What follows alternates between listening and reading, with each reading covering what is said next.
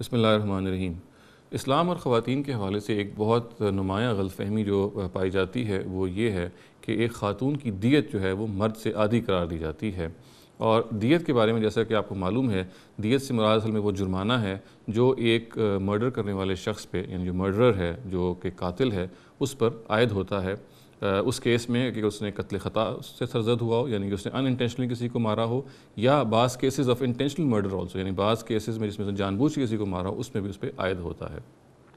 قرآن مجید کی روشنی میں اگر ہم اس مسئلے کا جائزہ لیتے ہیں تو جو صورت سامنے آتی ہے وہ یہ ہے کہ قرآن ہمیں یہ کہتا ہے کہ تمام کیسز میں دیت کو معاشرے کے کسٹم، اس کے رواج، اس کے دستور کے مطابق دیا جانا چاہیے، اور وہ اس معاملے میں بالکل قطعی ہے۔ اس کے الفاظ یہ ہیں کہ فَمَنْ عُفِيَ لَهُ مِنْ أَخِيهِ شَيْءٌ فَاتِّبَاعٌ بِالْمَعْرُوفِ وَأَدَاءٌ إِلَيْهِ بِإِحْسَانٍ۔ پس جس کے لیے اس کے بھائی کی طرف سے کچھ رعایت کی گئی ہو تو اس کو چاہیے کہ دستور کی پیروی کرنی چاہیے اور خوبی کے ساتھ دیت کو ادا کرنا چاہیے۔ دوسرے لفظوں میں ہم یہ کہہ سکتے ہیں کہ قرآن مجید نے ہمیں اس بات کا پابند کیا ہے کہ دیت تو بہرحال دی جائے گی، مگر دیت کی مقدار کا جو تعین ہے وہ معاشرے کے دستور کے لحاظ سے کیا جائے گا۔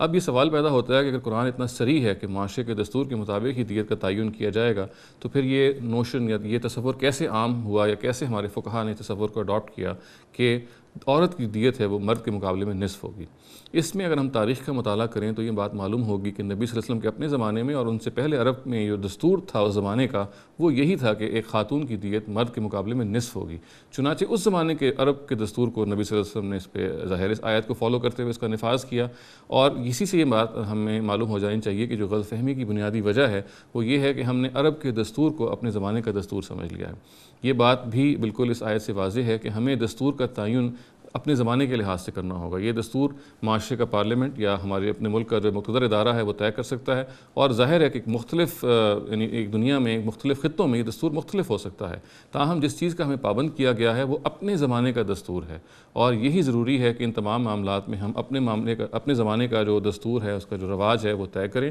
اور عربوں کا جو دستور ہے بہرحال اس کے معنی میں ہم یہ رائے طے کر سکتے ہیں کہ ہم اسی کو اڈاپٹ کر لیں، مگر یہ ہماری پھر ایک رائے ہونی چاہیے۔ آج اگر ہم اس رائے کو قائم کرتے ہیں تو ہم یہ بھی کر سکتے ہیں کہ خاتون کی دیت مرد کے برابر قرار دے دی جائے، اس سے دگنی قرار دے دی جائے، اس سے چوگنی قرار دے دی جائے، اس سے آدھی قرار دے دی جائے۔ غرض جو بھی ہم رائے قائم کریں گے اس میں ہم اس بات کے پابند ہیں کہ ہم اپنے زمانے کے دستور کو فالو کریں، اور جو غلطی ہوئی ہے اس باب میں وہ یہ ہے کہ ہم نے وہ دستور جس کو نبی صلی اللہ علیہ وسلم نے اس آیت کی پیروی میں، اس آیت کے حکم کو ماننے میں عرب کے دستور کو فالو کیا تھا، ہم نے اس کو آج کے دستور کے مطابق گردان لیا ہے۔